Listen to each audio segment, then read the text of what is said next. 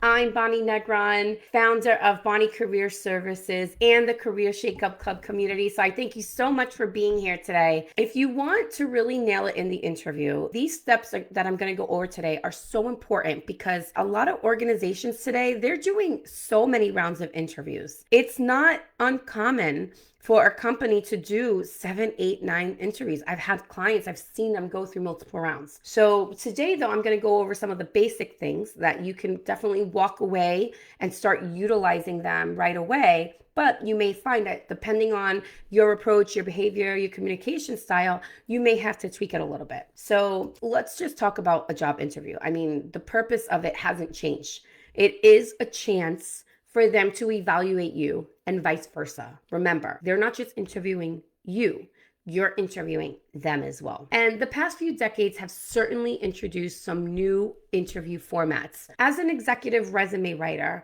I've helped thousands of people secure interviews over the years, and I've seen firsthand of what works and what doesn't work when it comes to interviewing. So today I'm going to go over a breakdown of the most common interview styles, both old and new, with quick and easy insight on the purpose of each, what it means for you, and how you can best prepare for these. So number one, it's the phone screen, right? Generally, the first step of phone screens are usually really quick. In larger organizations, it's conducted by more of a junior member of the team, usually HR or recruiting team. What is it that they want? The phone screens are usually quick. And what they're really doing, their goal is just to assess, do you have the knowledge, experience, and qualifications of the role?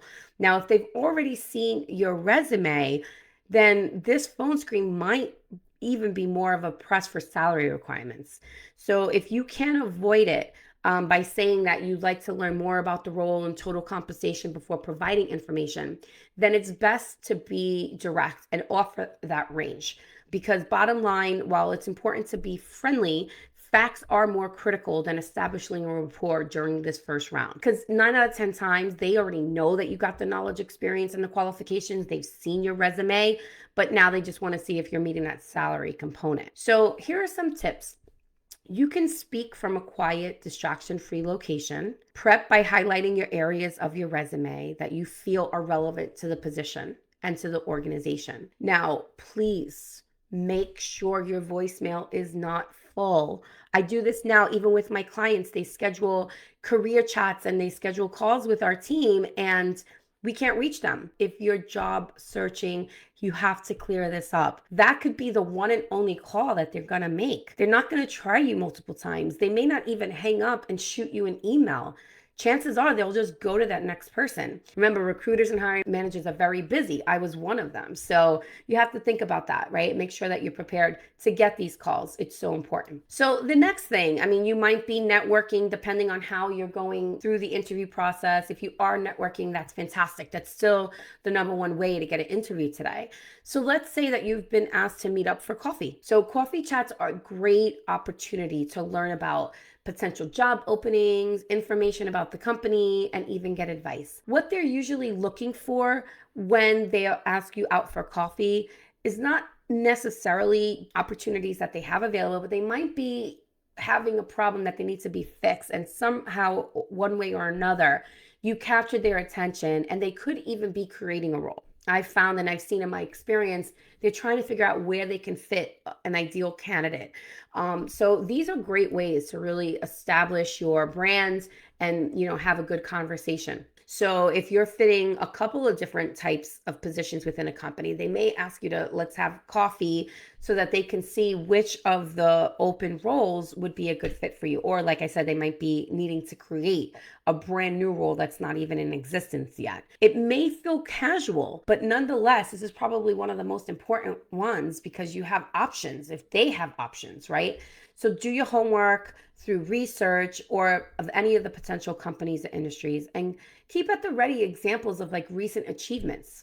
Be prepared to give your elevator pitch, right? This includes why you're looking, what value you can bring to the table. You have to be prepared either way, because if they have multiple job opportunities, you don't want to miss out on that. Business casual wear usually versus formal business attire is usually okay. It's appropriate.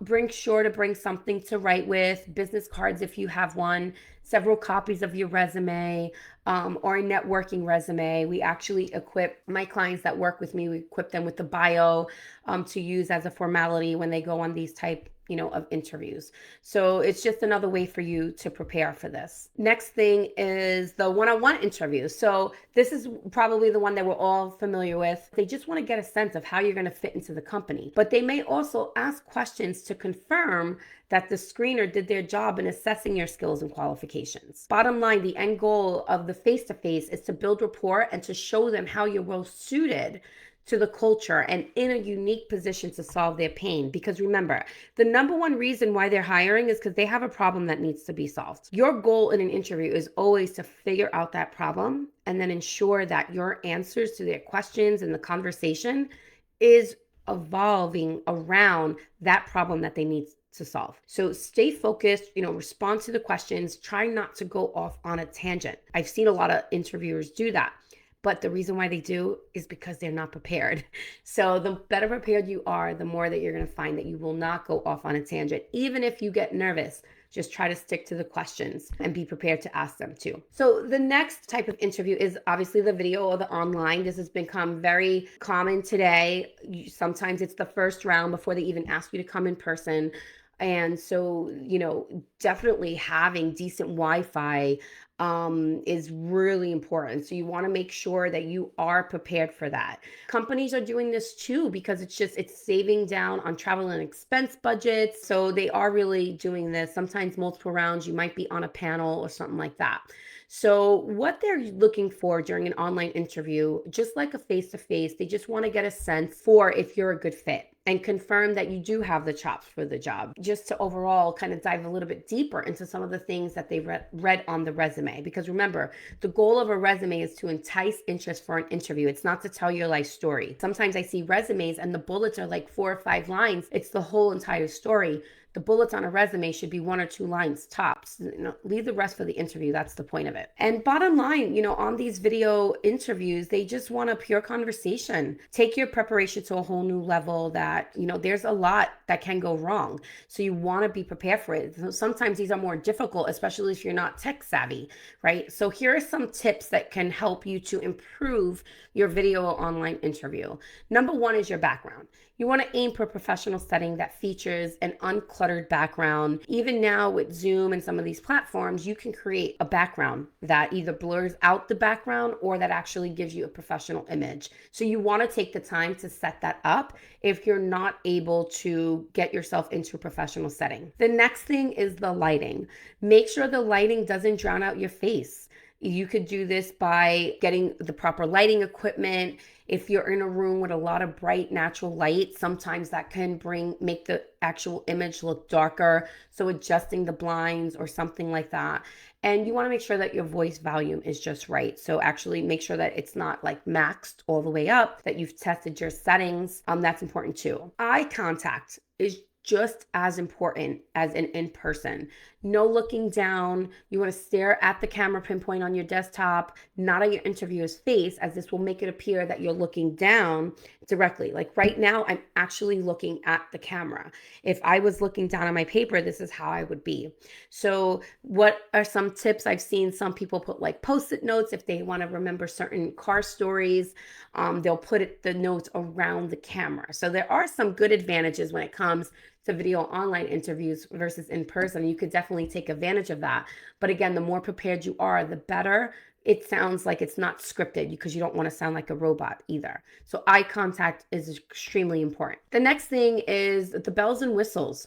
What I mean by that is making sure that you don't have notifications going off, close out any software applications, put any ringers on mute, no expected bells or whistles or alerts sounding off while you're in the middle of an important conversation. Not only is it distracting, but it may throw you completely off. You may forget what you were talking about. You lose your focus, and you definitely don't want to lose your train of thought in the middle of an interview. Next thing, Murphy's Law, just prepare for the worst by planning on technical difficulties. Keep your phone ready in case you have to resort to a call should the video conference, fail. Maybe have a tablet as a backup should your desktop not working, or vice versa. Try to have that backup. And second thing, you always want to make sure that you have tested whatever platform they've invited you to connect with them on, whether it's a WebEx or a Zoom or Google Meet or Microsoft Teams. Like there's so many different tech softwares that you can use today and that companies will use. So you just want to make sure that it's up and running. You could practice with a friend. There's a ton of resources on YouTube that you can actually go on if you want to just get a couple of quick tips on how to do that. So just the tech part has to be taken care of. So the next type of interview is the group interview, or what people refer to as panel interviews. Now, these are really stressful for a lot of my clients and a lot of people that I've heard, because you're dealing with multiple people in a room or multiple people on a Zoom call.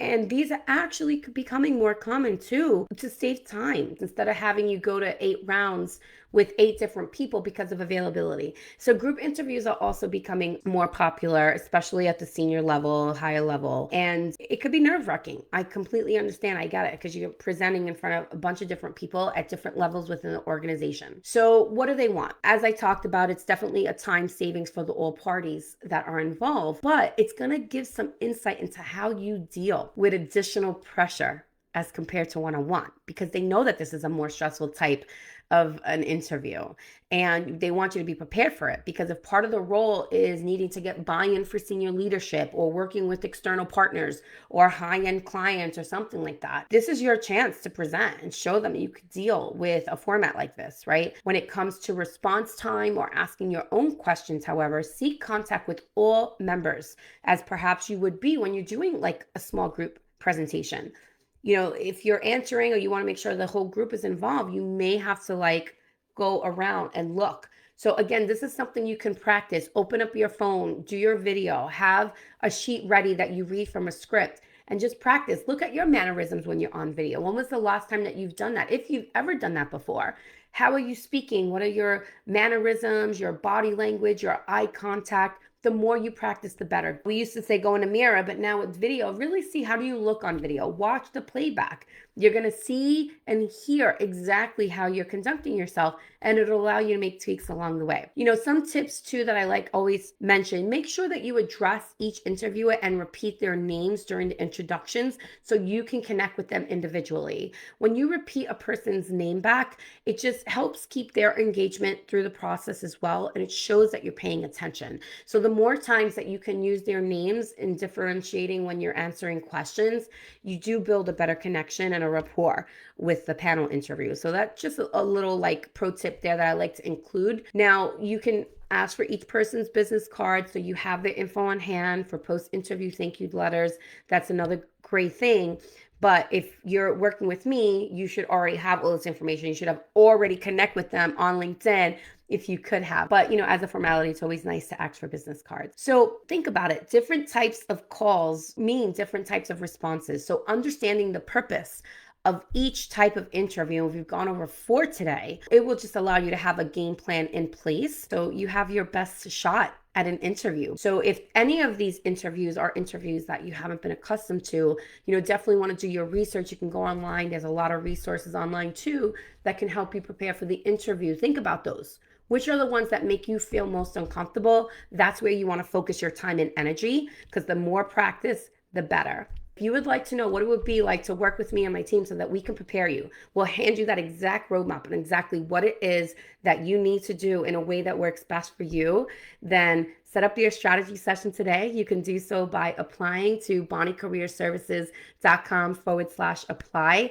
And we would love to speak with you. So hop on a call with us today and let us help you get to that next step of your career. Have an amazing rest of your week, everyone, and I'll see you soon.